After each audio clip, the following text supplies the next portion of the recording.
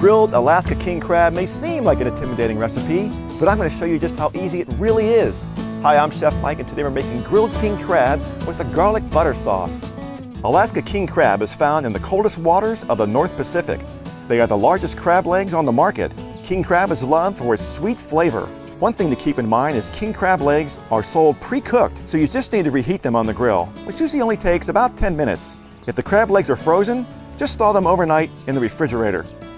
For this recipe, we'll start with our garlic butter sauce. First, combine the shallot, the garlic, and wine in the saucepan. You want to bring this to a boil and cook about 10 minutes to reduce the liquid by half. Next, we're going to gradually whisk in some cubes of very cold butter.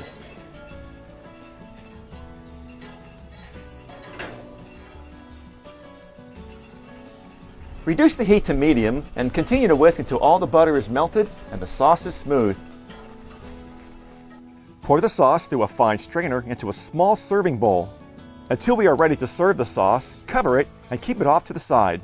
This will keep the sauce warm and keep it from separating. Now let's preheat the grill to medium, about 300 to 350 degrees. A good trick for crab legs is to cut along the side of the shell so the meat comes out easily after they're grilled.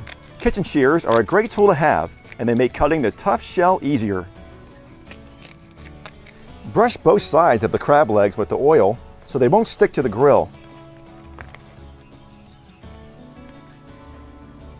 Place the crab legs on the grill.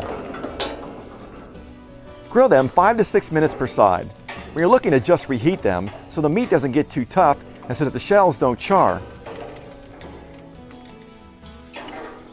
Remove them from the grill.